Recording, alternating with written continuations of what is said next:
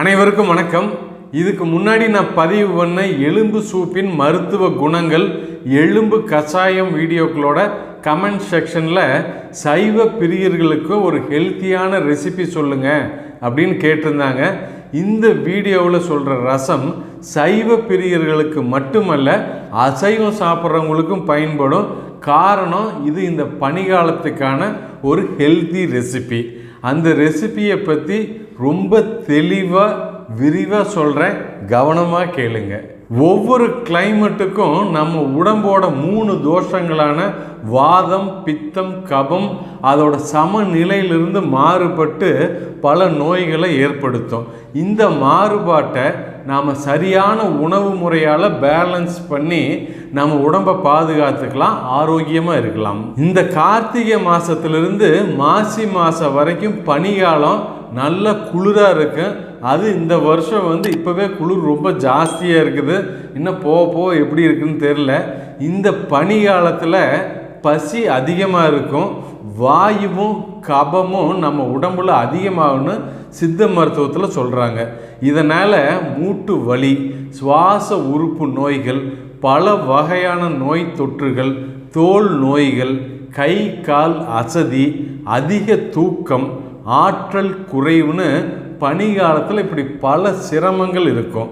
இந்த பனிக்காலத்தில் நம்ம உடம்புல அதிகமாகக்கூடிய வாயு தோஷத்தையும் கப தோஷத்தையும் பேலன்ஸ் பண்ணி நோய் எதிர்ப்பாற்றலையும் அதிகமாக்கி நம்மளை பாதுகாக்கக்கூடிய ஒரு ரசம்தான் நெல்லிக்காய் ரசம்.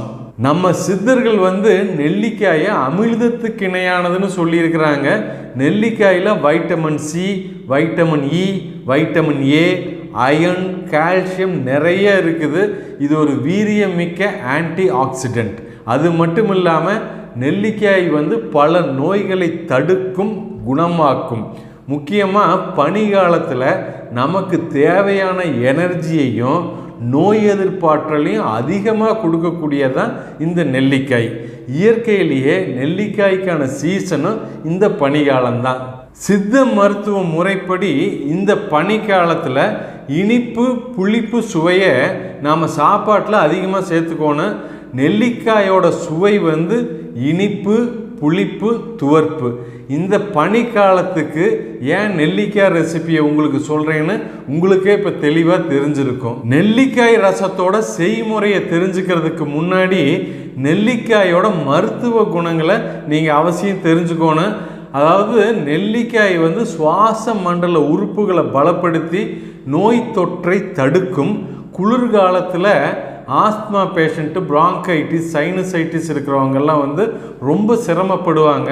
அவங்களுக்கு சளியை வெளியேற்றி சுவாச மண்டலம் சீராக இயங்க நெல்லிக்காய் ரொம்ப ஹெல்ப்ஃபுல்லாக இருக்கும். 2வது பாயிண்ட் பார்த்தீங்கன்னா, நெல்லிக்காய் இரத்தத்தை சுத்தம் பண்ணி தோல் வியாதிகளை தடுக்கும், குணப்படுத்தும். 3வதாக இந்த பனி குளிர் காலத்தில் நம்ம உடம்புல வாயுவோட ஆதிக்கம் அதிகமாக இருக்கும்னு முதலியே சொல்லியிருந்தேன். இந்த அதிகப்படியான வாயுனால மூட்டு சார்ந்த பிரச்சனை இருக்கிறவங்களுக்கு, உதாரணத்துக்கு பார்த்தீங்கன்னா rheumatoid arthritis, osteo arthritis, cervical spondylosis, lumbar spondylosis, அதாவது கழுத்து வலி, இடுப்பு வலி, இதெல்லாம் இருக்கிறவங்களுக்கு மூட்டு வலி, மூட்டு வீக்கம், தசை வலி, தசை இறுக்கம் இதெல்லாம் அதிகமாகும். அதே மாதிரிக்கே பக்கவாத நோயாளிகளுக்கு இந்த தசை பிடிப்பு, தசை இறுக்கம், தசை வலி இதெல்லாம் அதிகமாகும். இது மட்டும் இல்லாமல் நரம்பு தளர்ச்சி, அஜீரணம், இது மாதிரியான நோய்களோட பாதிப்பும் இந்த பனிகாலத்தில் அதிகமாகும். இந்த நெல்லிக்காய் இதை எல்லாத்தையும் கட்டுப்படுத்தும். 4வது ரொம்ப முக்கியமான விஷயம், இந்த குளிர் பனி காலத்தில் காலையில் குழந்தைங்க எழுந்திரிக்கிறதுக்கு சிரமப்படுவாங்க. தூக்கம் ரொம்ப ஆனந்தமாக வரும். குழந்தைங்க கொஞ்சம் மந்தமாகவும் இருப்பாங்க. இந்த நெல்லிக்காய் குழந்தைகளுக்கு மூளையை பலப்படுத்தி பாதுகாக்கும், அவங்களோட மன இறுக்கத்தை போக்கும், குழந்தைங்க நல்ல நுண் அறிவோடு செயல்பட உதவும். முக்கியமாக குழந்தைகளுக்கு நோய் எதிர்ப்பு சக்தியை அதிகரிக்கும். அதாவது சீசனல் ஃபீவர்ஸ், சீசனல் இன்ஃபெக்ஷன்ஸை தடுக்கும். அவங்க உடம்பு சுறுசுறுப்பாக நல்ல ஆக்டிவாக இருக்கிறதுக்கு இந்த நெல்லிக்காய் உதவும். அதனால் குழந்தைங்க எல்லாம் அவசியம் இந்த நெல்லிக்காய் ரசத்தை சாப்பிடுங்க, ஹெல்த்தியாக இருங்க. 5வதாக நெல்லிக்காய் கண் பார்வை திறனை அதிகமாக்கும். அது மட்டும் இல்லாமல் கண் எரிச்சல், கண்ணில் நீர் வடிதல், கண் சிவந்து போகுதல், இந்த மாதிரியான கண் சார்ந்த பிரச்சனைகளும் குறைபாடுகளையும் நெல்லிக்காய் போக்கும். இப்போ மெட்ராஸை நிறைய ஸ்ப்ரெட் ஆகிட்டு இருக்குது. இந்த நேரத்தில் நெல்லிக்காய் ரசம் ஒரு அருமையான ரெசிபி. நோய் எதிர்ப்பாற்றலையும் அதிகமாக்கும். கண் இன்ஃபெக்ஷன் ஆச்சுனாலும் அதை சீக்கிரம் குணமாக்க நெல்லிக்காய் ரசம் உதவும். 6வதாக சர்க்கரை நோயாளிகளுக்கு நெல்லிக்காய் இரத்தத்தில் உள்ள குளுக்கோஸோட அளவு கட்டுப்படுத்தும். சர்க்கரை நோயால் ஏற்படும் மற்ற பிரச்சனைகளும், அதாவது செகண்டரி ப்ராப்ளம்ஸ் ஆஃப் டயபெட்டிக்ஸை கட்டுப்படுத்தும், தடுக்கும். அடுத்ததாக ரொம்ப முக்கியமான விஷயம், நம்ம பாரம்பரிய சித்த மருத்துவத்தில் நெல்லிக்காயோட மருத்துவ குணத்தை பற்றி சொல்கிற சித்தர் பாடலை தான் இப்போ ஸ்லைடில் பார்க்குறீங்க. அதாவது பார்க்கடலை தேவர்களும் அசுரர்களும் கடைஞ்சப்ப கிடைத்த அமிழ்தத்துக்கு இணையானது தான் இந்த நெல்லிக்காய். முக்கியமாக நெல்லிக்காயை பகலில் ஏதோ ஒரு வகையில் சாப்பிட்டா மனநோய், கப நோய், பசியின்மை, பீனிசம், வாய் நீர் சுரப்பு, வாந்தி, மலச்சிக்கல், கிறுகிறுப்பு இதெல்லாம் குணமாகும். முக்கியமாக இந்த பனி காலத்தில் நம்ம உடம்புல உண்டாகிற வாயுவை நெல்லிக்காயோட புளிப்பு சுவையும், கப நோய்களை நெல்லிக்காயோட துவர்ப்பு சுவையும் குணமாக்கும் அப்படின்னு சித்த மருத்துவத்தில் சொல்கிறாங்க. இப்போ உங்களுக்கே ஒரு நுணுக்கமான விஷயம் புரிஞ்சிருக்குன்னு நினைக்கிறேன்.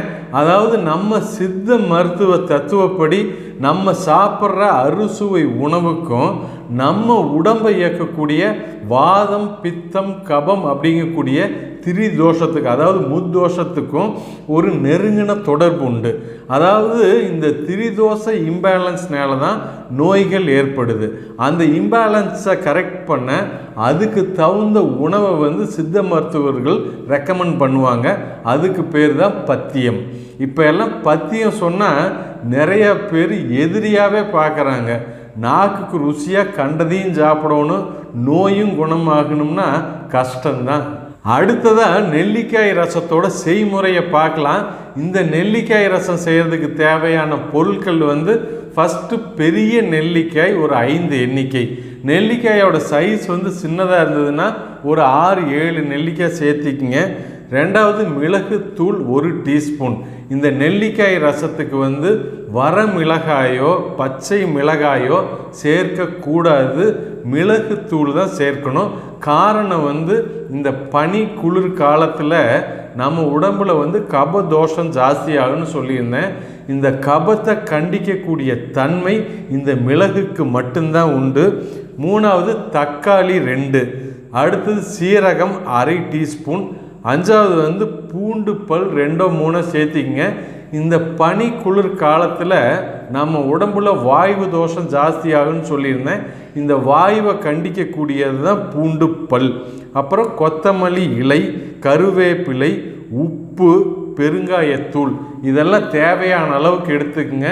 கடைசியாக இந்த நெல்லிக்காய் ரசத்தை தாளிக்கிறதுக்கு நெய்யை பயன்படுத்துங்க. காரணம் குடலுக்கு ரொம்ப இதமானது நெய். அது மட்டும் இல்லாமல் இந்த பனி குளிர் காலத்தில் நம்ம உடம்புக்கு தேவையான ஆற்றலையும் கொடுக்கக்கூடியது தான் இந்த நெய். இந்த நெல்லிக்காய் ரசத்துக்கு புளி சேர்க்கக்கூடாது. நெல்லிக்காயை விதையை நீக்கிட்டு தான் பயன்படுத்தணும். அதுக்கு ஒரு சிம்பிள் டெக்னிக் என்னென்னா, நெல்லிக்காயை இட்லி வேக வைக்கிற மாதிரிக்கே நீராவியில் வேக வைங்க. தண்ணி ஊற்றி தண்ணிக்குள்ளார போட்டு வேக வைக்க வேண்டாம். காரணம் நெல்லிக்காயில் இருக்கிற வைட்டமின் சி தண்ணியில் கரையக்கூடியது, அது வேஸ்ட்டாக போகக்கூடாது. இந்த வைட்டமின் சி தான் நெல்லிக்காயோட முக்கியமான சத்து பொருள். இப்படி நீராவியில் வெந்த நெல்லிக்காயில் இருந்து அதோட விதையெல்லாம் எடுத்துட்டு நல்ல பேஸ்ட் மாதிரி அரைச்சிக்குங்க. அடுத்ததாக தக்காளியை முழுசாக சட்டியில் போட்டு லேசாக வதக்கிக்குங்க. அப்போ தான் அதோட தோல் ஈஸியாக கழண்டு வரும். அந்த தோலையும் எடுத்துட்டு தக்காளியும் நல்லா அரைச்சிக்குங்க. அடுத்ததாக அரைச்சி வச்சுருக்கிற இந்த நெல்லிக்காயையும் தக்காளியையும் ஒன்றா கலந்து உங்களுக்கு தேவையான அளவுக்கு தண்ணி ஊற்றிக்குங்க. அதில் தேவையான அளவுக்கு உப்பை போட்டுக்குங்க. இப்போ ஒரு வாணலியை அடுப்பில் வச்சு அதில் நெய்யை ஊற்றி சீரகம், கருவேப்பிலை, பூண்டு பல், மிளகுத்தூள் இதையெல்லாம் போட்டு தாளித்ததுக்கப்புறம் தக்காளி நெல்லிக்காய் கரைச்சலை அதில் ஊற்றிடுங்க. ஊற்றி கொதிக்க வைங்க. சிம்மில் வச்சு கொதிக்க வைங்க. இந்த ரசம் நுரைச்சி வரும்போது பெருங்காயத்தூள், கொத்தமல்லி இலையை போட்டு இறக்கி வச்சுருங்க. அவ்வளோதான் நெல்லிக்காய் ரசம். இதை மதிய சாப்பாட்டில் பிசைஞ்சு சாப்பிட்லாம், அல்லது டம்ளரில் ஊற்றி மதிய நேரத்தில் குடிச்சிங்கன்னா உடம்பு நல்லா சுறுசுறுப்பாக ஆரோக்கியமாக இருக்கும். இந்த வீடியோ உங்களுக்கு ரொம்ப யூஸ்ஃபுல்லாக இன்ட்ரெஸ்டிங்காக இருந்திருக்குன்னு நினைக்கிறேன். என்னை என்கரேஜ் பண்ணுறதுக்கு அவசியம் உங்கள் ஃப்ரெண்ட்ஸ் ரிலேட்டிவ்ஸ்க்கு ஷேர் பண்ணுங்கள். மீண்டும் ஒரு நல்ல கண்டென்ட்டோடு உங்களை சந்திக்கிறேன். நன்றி, வணக்கம்.